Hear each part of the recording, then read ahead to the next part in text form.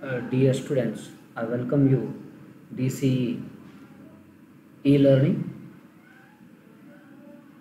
Myself, Ken Bajantri. I'm going to start the financial accounting first unit for first semester. Become first semester. Insolence of the partners of before going to discuss the insolvency of partners of firm, I want to discuss introduction of partnership, partners, partnership, firm, and insolvency and so on. Now I will come to the partners. To whom we are saying the partners? ಯಾರಿಗೆ ನಾವು ಪಾಲುಗಾರರು ಅಂತ ಹೇಳ್ತೀವಿ ಅಂದರೆ person who have entered into partnership with one another to carry on a business are individually called partners.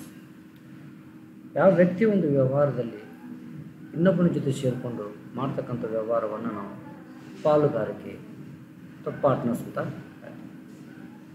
Collectively called as A partnership firm. ಈ ಒಂದು ಇಬ್ಬರು ಕೂಡಿ ಮಾಡ್ತಕ್ಕಂಥ ಒಂದು ವ್ಯವಹಾರವನ್ನು ನಾವು ಪಾಲುಗಾರಿಕಾ ಸಂಸ್ಥೆ ಅಥವಾ ಪಾರ್ಟ್ನರ್ಶಿಪ್ ಫರ್ಮ್ ಅಂತ ಕರಿತೀವಿ.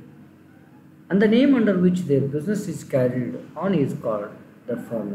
ಅವರಿಬ್ಬರು ಕೂಡಿ ಏನು ಒಂದು ವ್ಯವಹಾರ ಮಾಡ್ತಾ ಇರ್ತಾರೆ ಆ ಒಂದು ವ್ಯವಹಾರಕ್ಕೆ ಅಥವಾ ಒಂದು ವ್ಯಾಪಾರಕ್ಕೆ ಅಥವಾ ಒಂದು ತಾವು ಮಾಡ್ತಕ್ಕಂಥ ಒಂದು ಬಿಸ್ನೆಸ್ಸಿಗೆ ಒಂದು ಹೆಸರನ್ನು ಕೊಟ್ಟಿರ್ತಾರೆ. ಸೊ ಅದು ಫರ್ಮ್ ನೇಮ್ ಆಗಿರ್ತದೆ. ಇದು partners, partnership firms are firm name ಅಂತ ಹೇಳ್ತಾರೆ. ನೀವು ಆ ಚಿತ್ರದಲ್ಲಿ ನೋಡ್ಬೋದು. ಸೊ ಇಬ್ಬರು ವ್ಯಕ್ತಿಗಳು ಕೂಡಿಕೊಂಡು ಒಂದು ವ್ಯವಹಾರವನ್ನು ಮಾಡ್ತಾ ಇರ್ತಾರೆ. ಸೊ ಅಂಥ ಒಂದು ವ್ಯಕ್ತಿಗಳಿಗೆ ಪಾರ್ಟ್ನರ್ಸ್ ಅಂತ ಹೇಳ್ತೀವಿ ನಾವು. ಅವ್ರು ಮಾಡ್ತಕ್ಕಂಥ ಒಂದು ವ್ಯವಹಾರಕ್ಕೆ ಪಾರ್ಟ್ನರ್ಶಿಪ್ ಫರ್ಮ್ ಅಂತ ಹೇಳ್ತೀವಿ. ಅವರು ಒಂದು ಆ ಸಂಸ್ಥೆಗೆ ಒಂದು ಹೆಸರನ್ನ ಕೊಟ್ಟಿರ್ತಾರೆ, ಅದು ಫರ್ಮ್ ನೇಮ್ ಆಗಿರ್ತದೆ. ಅಕಾರ್ಡಿಂಗ್ ಟು ದ ಡೆಫಿನಿಷನ್ಸ್, ಏನು ಒಂದು ಪಾರ್ಟ್ನರ್ಶಿಪ್ ಆ್ಯಕ್ಟ್ ಡೆಫಿನಿಷನ್ ಪ್ರಕಾರ ಏನಪ್ಪ ಅಂದರೆ partnership firm is in India are govern by the Indian partnership act 1932. ಏನು ಡಿಫೈನ್ ಮಾಡುತ್ತಂದರೆ as per section 4 of the Indian partnership act, partnership is the relation between persons, ಅಂದರೆ ಇಬ್ಬರು ವ್ಯಕ್ತಿಗಳ ಜೊತೆಗೆ ಒಂದು ಸಂಬಂಧ ಇರತಕ್ಕಂಥದ್ದು, who have agreed to share the profits of a business carried on by all or any of them acting for all. So ಆ ಸಂಸ್ಥೆಯಲ್ಲಿ ಆಗ್ತಕ್ಕಂಥ ಒಂದು ಲಾಭ ಆಗಿರ್ಬೋದು, ಹಾನಿ ಆಗಿರ್ಬೋದು, ಅದನ್ನು ಹಂಚ್ಕೊಳ್ತಕ್ಕಂಥ ಒಂದು ಅಗ್ರಿಮೆಂಟ್ ಮಾಡ್ಕೊಂಡಿರ್ತಾರೆ. ಸೊ ಅದನ್ನು ಬಿಸ್ನೆಸ್ಸನ್ನು ಕ್ಯಾರಿ ಮಾಡೋದು ಇಬ್ಬರು ಕೂಡಿ ನಡೆಸ್ತಕ್ಕಂಥದ್ದು ಅಥವಾ ಯಾರಾದರೂ ಒಬ್ಬರು ಅದನ್ನು ವ್ಯವಹಾರ ನಡೆಸ್ತಕ್ಕಂಥದ್ದನ್ನು ಜವಾಬ್ದಾರಿಯನ್ನು ಹೊತ್ಕೊಂಡು ಆ ವ್ಯವಹಾರವನ್ನು ನಡೆಸ್ತಾ ಇರ್ತಾರೆ. ಸೊ ಇದು ಇಂಡಿಯನ್ ಒಂದು ಪಾಲುಗಾರಿಕೆಯ ಒಂದು ಆ್ಯಕ್ಟ್ ಪ್ರಕಾರ 1932 ಪ್ರಕಾರ ಇದು ಡೆಫಿನೇಷನ್ ಆಗಿರ್ತದೆ. ಸೊ ಹಾಗಾದರೆ ಮತ್ತೆ ನಾವು ಹೇಳ್ಬೋದು ಏನಪ್ಪ ಪಾರ್ಟ್ನರ್ಶಿಪ್ ಫರ್ಮದ್ದು meaning. It is not a legal entity, it's not a separate, ಅಂದರೆ ಲೀಗಲ್ ಎಂಟಿಟಿ ಆಗಿರೋದು ಸಪ್ರೇಟ್ ಆಗಿರೋದಲ್ಲ, distinct from its members ಆಗಿರೋದಲ್ಲ.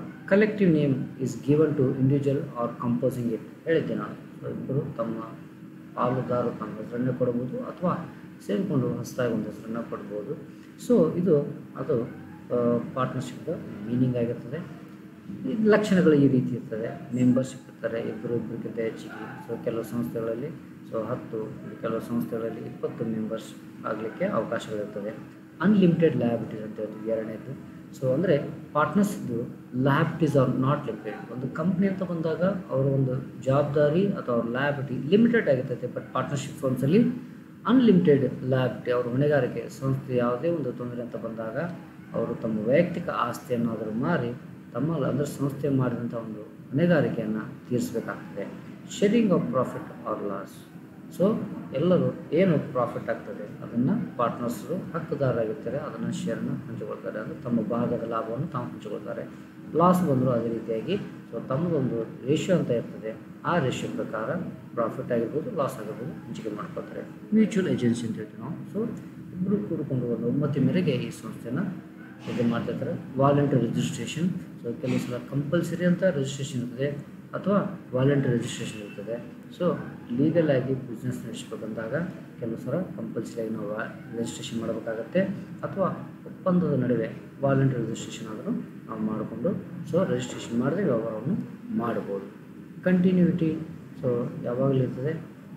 Contractual relationship ಅಂತ ಇರ್ತದೆ. ಟ್ರಾನ್ಸ್ಫರ್ ಆಫ್ ಇಂಟ್ರೆಸ್ಟ್, ಒಬ್ಬರಿಂದ ಒಬ್ಬರಿಗೆ ಸೊ ಟ್ರಾನ್ಸ್ಫರ್ ಆಫ್ ಇಂಟ್ರೆಸ್ಟನ್ನು ಮಾಡ್ಬೋದು. ಇವು ಅದರ ಲಕ್ಷಣಗಳು ಅಂತ ಹೇಳ್ಬೋದು. ನಾವೀಗ ಈ ಚಾಪ್ಟರ್ನ ಮೇನ್ ಥಿಯರಿಗೆ ಬರೋಣ.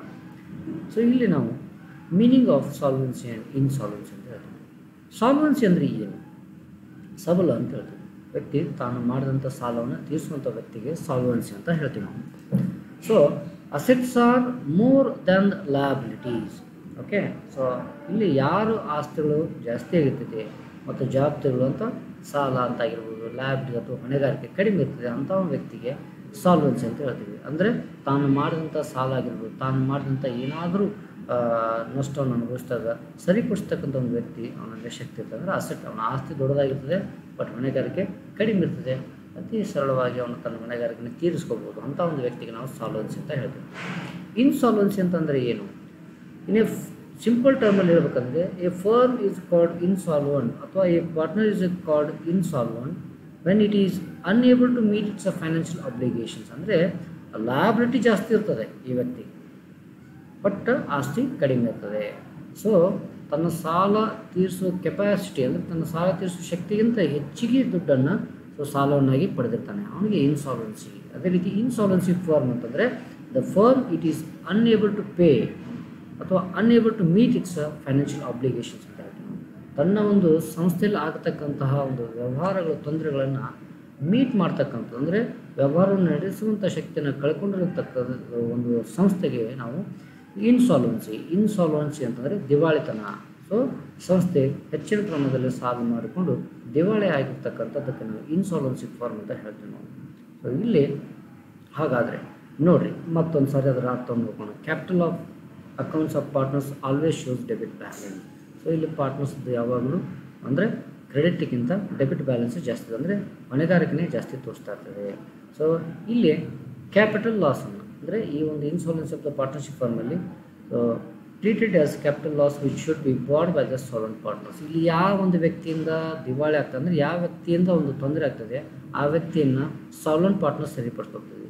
ಫಾರ್ ಎಕ್ಸಾಂಪಲ್ 3 ಮಂದಿ ಪಾರ್ಟ್ನರ್ಸ್ ಇರ್ತಾರೆ, ಅವಲ್ಲಿ ಒಂದು ಪಾರ್ಟ್ನರ್ಸ್ ಏನಾದರೂ ದಿವಾಳಿ ಆದರೆ, ಅಂದರೆ ಸಾಲವನ್ನು ಹೆಚ್ಚಿನ ಪ್ರಮಾಣದಲ್ಲಿ ಮಾಡಿಕೊಂಡು ದಿವಾಳಿ ಆದರೆ ಅವನು ಮಾಡಿದಂತಂದರೆ ಸಂಸ್ಥೆ ಪರವಾಗಿ ಅವನ ಸಂಸ್ಥೆ ಒಂದು ಪಾಲುದಾರ ಆಗಿರ್ತಾನೆ, ಅವನು ಮಾಡಿದಂಥ ಒಂದು ಸಾಲವನ್ನು ಅವನಿಂದ ಆದಂಥ ತೊಂದರೆಯನ್ನು ಈ ಒಂದು ಸಾಲ್ವೆಂಟ್ ಪಾರ್ಟ್ನರ್ಸು ಸರಿಪಡಿಸಬೇಕಾಗ್ತದೆ. So unable to bring in the necessary cash from the private assets. So ಯಾರಿಗೆ ಈ ಇನ್ಸಾಲ್ವೆಂಟ್ ಅಂತ ಹೇಳ್ತೀವಲ್ಲ ಅವನು ಯಾವುದೋ ಒಂದು ಆಸ್ತಿಯನ್ನು ಪ್ರೈವೇಟ್ ಆಸ್ತಿ ಇದನ್ನು ಮಾರಿ ತರ್ತೀವಿ, ಬಟ್ ಒಂದು ವೇಳೆ ಕೆಲವು ಸಲ ಇಷ್ಟು ಸಾಲ ಮಾಡ್ತಾನೆ ಅದನ್ನು ತಂದರೂ ಇವರು ಸಾಲವನ್ನು ತೀರಿಸ್ತಾರಂಥ ಪರಿಸ್ಥಿತಿ ನಿರ್ಮಾಣ ಆಗಿರ್ತದೆ. So assets are less than the liabilities. ಯಾರ್ದು ಇನ್ಸಾಲ್ವೆಂಟ್ ಪಾರ್ಟ್ನರ್ಸ್ ಇದೆ ಯಾವಾಗಲೂ ಅಸೆಟ್ಸು ಕಡಿಮೆ ಇರ್ತದೆ ಬಟ್ ಲಯಬಿಲಿಟಿ ಜಾಸ್ತಿ ಆಗಿರ್ತದೆ. ಸೊ ಹೀಗಾಗಿ ಅವನಿಂದ ಕ್ಯಾಪಿಟಲ್ ಡೆಫಿಷಿಯನ್ಸಿ ಅಂದರೆ ಬಂಡವಾಳದ ಕೊರತೆ ಉಂಟಾಗ್ತದೆ. ಇಲ್ಲಿ ಒಂದು ಫಾರ್ಮುಲಾ ಮೂಲಕ ನಿಮ್ಮದು ಸಾಲ್ವೆನ್ಸಿ ಮತ್ತು ಇನ್ಸಾಲ್ವೆನ್ಸಿ ಹೇಳ್ಬೋದು. Solvency able to meet its a financial obligation, it means firms assets are more than the liabilities. Solvency firm ಅಂತ ಯಾವುದಕ್ಕಂತ ಹೇಳ್ತಂದರೆ ಸೊ ಅಸೆಟ್ ಜಾಸ್ತಿ ಆಗಿರ್ತದೆ, ಲಯಬಿಲಿಟಿ ಕಡಿಮೆ ಆಗಿರ್ತದೆ. Asset is more than the liabilities is called solvency ಅಂತ ಹೇಳ್ತೀವಿ ನಾವು.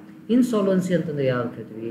Unable to meet its financial obligations, it means firm assets are less than the liabilities. ಅಂದರೆ ಇಲ್ಲಿ ಏನಾಗಿರ್ತದೆ ಅಂದರೆ ಫರ್ಮ್ ಅಸೆಟ್ಸು ಭಾಳಷ್ಟು ಕಡಿಮೆ ಇರ್ತದೆ, ಅದು ಲಯಬಿಲಿಟಿ ಅಂದರೆ ಹೊಣೆಗಾರಿಕೆಗಿಂತ ಕಡಿಮೆ ಆಗಿರ್ತೈತಿ.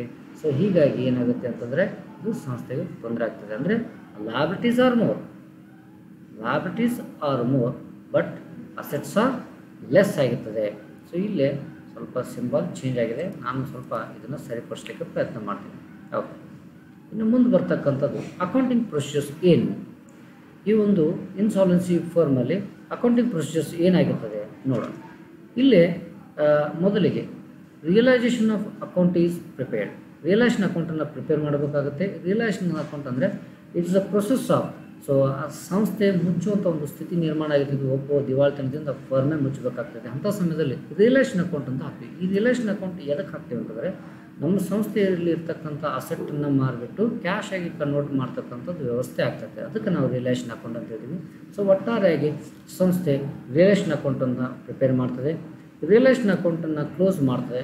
ಕ್ಲೋಸ್ ಮಾಡಿ ಅಲ್ಲಿ so realisation account close by the transferring it into partners capital account in their profit sharing ratio. ಅಲ್ಲಿ ಪ್ರಾಫಿಟ್ ಆಗಿರ್ಬೋದು, ಲಾಸ್ ಆಗಿರ್ಬೋದು, ಅಲ್ಲಿ ಏನಿರ್ತದಲ್ಲ ಆ ಒಂದು ರಿಯಲೈಸೇಷನ್ ಅಕೌಂಟಿಂದ ಅಂದರೆ ಆ ಅಸೆಟ್ಟನ್ನು ಮಾರಿ ಬಂದಂಥ ಲಾಭ ಆಗಿರ್ಬೋದು, ಹಾನಿ ಆಗಿರ್ಬೋದು, ಅದನ್ನು ನಾವು ಪಾರ್ಟ್ನರ್ಸ್ಗೆ ಟ್ರಾನ್ಸ್ಫರ್ ಮಾಡ್ತೀವಿ.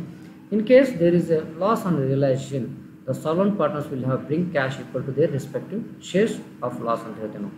ಇಲ್ಲೇ ಏನೋ ಒಂದು ರಿಯಲೈಸೇಷನ್ ಲಾಸ್ ಆಗಿರ್ತೈತಿ, ಆ ಲಾಸನ್ನು ಈ ಸಾಲ್ವೆಂಟ್ ಪಾರ್ಟ್ನರ್ಸ್ ತುಂಬಿಕೊಡಬೇಕು. ಅದೇ ಪ್ರಮಾಣದಲ್ಲಿ ಎಷ್ಟು ಲಾಸ್ ಆಗಿದೆ, ಪ್ರಾಫಿಟ್ ಆಗಿದ್ರೆ ಯಾವುದೇ ರೀತಿಯಾದ ತೊಂದರೆ ಇಲ್ಲ ಅಂತ ಹೇಳ್ಬೋದು ನಾವು.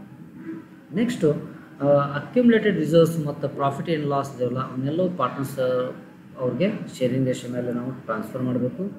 Net capital deficiency of insolvent partner is to be found out. So ಇಲ್ಲಿ ಒಟ್ಟಾರೆಯಾಗಿ ಈ ಒಂದು ವ್ಯವಹಾರದಲ್ಲಿ ಪಾರ್ಟ್ನರ್ಶಿಪ್ ಫಾರ್ಮಲ್ಲಿ ಮುಖ್ಯವಾಗಿ ನಾವು ಒಂದು ಇನ್ಸಾಲ್ವೆಂಟ್ ಪಾರ್ಟ್ನರ್ಸ್ ಎಷ್ಟು ಇನ್ಸಾಲ್ವೆಂಟ್ ಆಗಿದೆ, ಎಷ್ಟು ಒಂದು ಡೆಫಿಷಿಯನ್ಸಿ ಆಗಿದೆ, ಒಂದು ಎಷ್ಟು ಬಂಡವಾಳ ಕೊರತೆ ಆಗಿದೆ ಅದನ್ನು ನಾವು ಫೈಂಡ್ ಔಟ್ ಮಾಡ್ತೀವಿ.